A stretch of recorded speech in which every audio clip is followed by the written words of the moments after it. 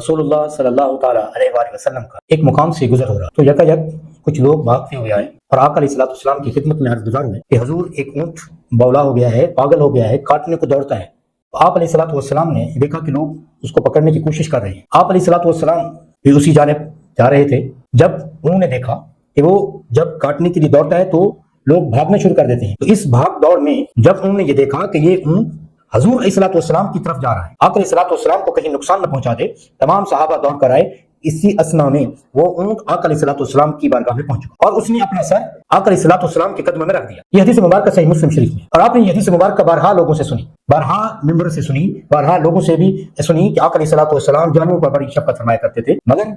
صحابہ کرام رضوان اللہ تعالی علیہم اجمعین کی عظمتوں رفتوں پر لاکھوں سلام ہوں، وہ براہ راست سینہ رسول سے فیض یاب ہو رہے تھے جب انہوں نے اس منظر کو دیکھا کہ وہ اونٹ رو رہا ہے اور گڑ گڑا رہا ہے اور بڑبڑا رہا ہے اور اپنی زبان حال میں اپنے نبی علیہ الصلوۃ والسلام سے کچھ عرض کر رہا ہے۔ آقا علیہ الصلوۃ والسلام اس کو تھپکی دے رہے ہیں، جیسے ماں اپنے روتے ہوئے بچے کو سہلاتی ہے، اس کو چپ کرانے کی کوشش کرتی ہے، اسی طرح رحمت للعالمین اپنے نبی علیہ الصلوۃ والسلام بھی اس اونٹ کو چپ کرانے کی کوشش کر رہے ہیں، اس کو دلاسا دے رہے ہیں۔ آقا علیہ الصلوۃ والسلام نے استغفار فرمایا کہ اس کا مالک کون ہے، اس کو بلایا جائے۔ مالک حاضر خدمت ہوا اور عرض کی حضور ارشاد فرمائیے۔ آقا علیہ الصلوۃ والسلام نے ارشاد فرمایا یہ تمہارا اونٹ بولا نہیں ہے، پاگل نہیں ہے، تم اس پر ظلم بہت کرتے ہو، اس کے اوپر ظلم و تشدد کرتے ہو، اس کو کھانے کے لیے کم دیتے ہو، اس سے کام زیادہ لیتے ہو، اس لیے یہ رو رہا ہے اور تمہاری شکایت کر رہا ہے۔ جب صحابہ کرام رضوان اللہ تعالیٰ علیہم اجمعین نے یہ منظر دیکھا، اور یہ وہی سوچ ہے جو آج اہل سنت کی سوچ ہے۔ صحابہ نے ایک واقعہ دیکھا اور آپ نے بھی یہ واقعہ آج تک اسی طرح سے ہی سنا ہوگا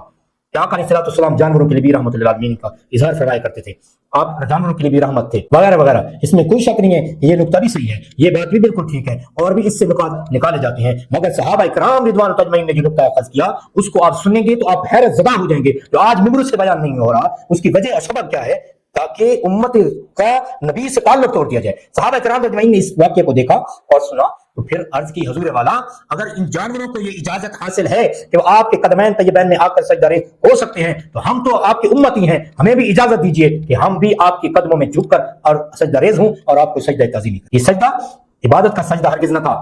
صحابہ کرام رضوان اللہ اجمعین سینہ رسول سے فیض یاب ہو رہی تھی، وہ سجدہ تعظیمی میں اور سجدہ عبادت کا فرق اچھی طرح سے سمجھتے تھے۔ جس طرح سے ملائکہ نے حضرت آدم علیہ السلام کو سجدہ کیا، وہ عبادت کا سجدہ نہ تھا، وہ سجدہ تعظیمی تھا۔ حضرت آدم علیہ السلام کی عظمت کو سجدہ تھا، حضرت آدم علیہ السلام کو خلیفہ سمجھ کر ان کی عزت اور عظمت کو سجدہ تھا، اور اس کو سجدہ تعظیمی کہا جاتا ہے۔ جس طرح سے حضرت یعقوب علیہ السلام نے اپنے بیٹوں سمیت دربار یوسف علیہ السلام میں جا کر حضرت یوسف علیہ السلام کو سجدہ کیا، یہ سجدہ بھی عبادت کا سجدہ نہ تھا بلکہ یہ سجدہ بھی تعظیمی سجدہ تھا۔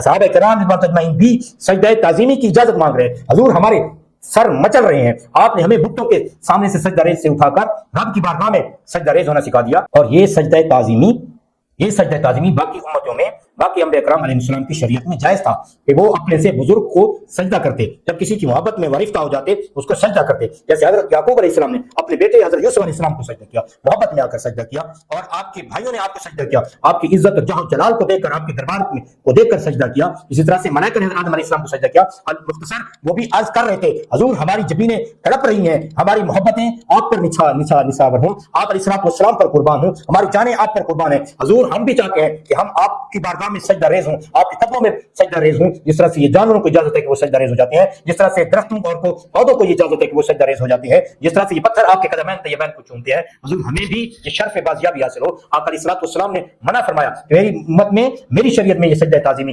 حرام ہے، مگر معاذ رضی اللہ تعالیٰ عنہ، حضرت معاذ رضی اللہ تعالیٰ عنہ باہر سے آئے، اور جب وہ واپس آئے دربار رسالت لگا ہوا ہے، آ کر حضور کی بارگاہ میں قدموں میں سجدہ کر۔ آقا علیہ الصلوۃ والسلام نے فرمایا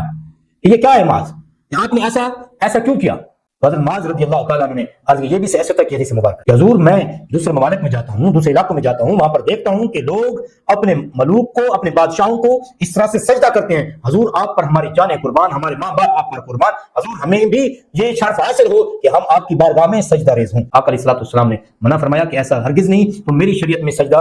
یہ سجدہ تعظیمی حرام قرار دیا گیا ہے، اس لیے ورنہ اگر آقا علیہ الصلوۃ والسلام چاہتے تو یہ سجدہ ہو سکتا تھا۔ یا آقا علیہ الصلوۃ والسلام کا عجز، آقا علیہ الصلوۃ والسلام کی انکساری، یا آقا علیہ الصلوۃ والسلام کا امت کو شرک سے بچانا تھا، تاکہ جو لوگ بتوں کی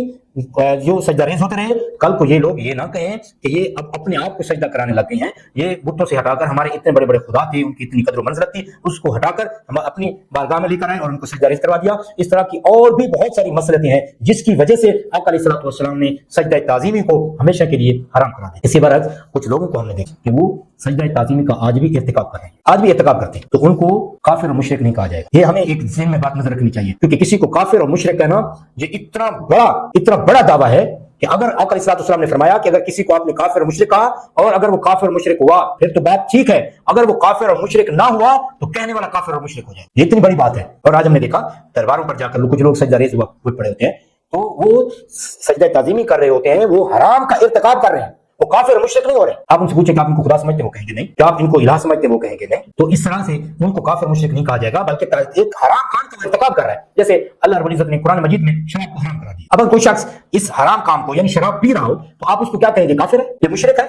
یقیناً نہیں کہیں گے، آپ کہیں گے وہ شراب پی رہا ہے، حرام کام کا ارتکاب کر رہا ہے، حرام کام کر رہا ہے۔ اسی طرح سے اگر کوئی شخص کسی کو سجدہ کروا رہا ہے، اور ہم نے دیکھے آج جاہل پیر اپنے آپ مریدوں سے سجدہ کرواتے ہیں، وہ سجدہ تعظیمی ہوتا ہے، وہ اپنے آپ کو خدا سمجھتے ہیں، نہ ہی وہ سجدہ کرنے والا ان کو اپنا خدا سمجھتا ہے، وہ سجدہ تعظیمی کرواتے ہیں۔ اور دلیل حضرت یوسف علیہ السلام کی اور یعقوب علیہ السلام کا سجدہ کرنے کی دیتے ہیں، اور حضرت آدم علیہ السلام کو جو ملائکہ نے سجدہ کیا اس کی دلیل دیتے ہیں۔ یہ وہ حرام کام کا ارتکاب کر رہے ہیں، وہ کافر اور مشرک نہیں ہو رہے۔ جس طرح سے شراب پینے والا کافر اور مشرک نہیں ہوتا، اس کا ارتکاب کرنے والا گنہگار ہوتا ہے، فاسق ہوتا ہے، مگر کافر نہیں ہوتا۔ ہاں اگر وہ یہ کہے میں شراب اس لیے پی رہا ہوں کہ قرآن میں نہیں ہے، اسلام میں نہیں ہے، کوئی نہیں حرام نہیں ہے، وہ اس کا انکار کر رہا ہو، اس کے حرام ہونے کا انکار کر کے پھر پی رہا ہو، پھر وہ کافر ہے۔ جس طرح سے بہت سارے لوگ نماز نہیں پڑھتے، دوسرے کاموں میں مبتلا رہتے ہیں، تو ان کو کافر مشرک تو ہم نہیں کہہ سکتے، بلکہ بے نمازی کہیں گے، گنہگار کہیں گے، فاسق اور فاجر کہیں گے، مگر ان کو کافر اور مشرک ہرگز نہیں کہہ سکتے، کیونکہ اگر اس طرح سے دلیل لے جائے اللہ کی عبادت کا ٹائم ہے اور تم یہ کام کر رہے ہو تو مشرک ہو گئے، ایسا ہرگز نہیں ہے۔ اس لیے نماز کا پورا وقت گزر جاتا ہے، لوگوں کی نمازیں قضا ہو جاتی ہیں، نمازیں چھوڑ دیتے ہیں، تو کیا ان کو کافر مشرک کہا جائے گا کہ جو کام کو تم کر رہے تھے اس کو رب کی بارگاہ میں رب تعالیٰ کے مقابل لے کر آئے ہو، عبادت کے الہی کے مقابل لے کر آئے ہو؟ ایسا ہرگز نہیں ہے۔ یہ ایک کہہ سکتے ہیں ایک تفرقہ بازی ہے یا ایک ابال پن ہے لوگوں کا جو یہ کر رہے ہوتے ہیں، ورنہ ہم دیکھیں تو جو محقق علماء ہیں جو اہل سنت کے بھی مخالفین ہیں وہ بھی اس بات کو مانتے ہیں کہ کسی کا سجدہ تعظیمی کروانے والا یا کرنے والا وہ فاسق ہو سکتا ہے، فاجر ہو سکتا ہے، گنہگار ہو سکتا ہے، مگر کافر اور مشرک نہیں ہو سکتا۔ جس طرح سے شراب پینے والا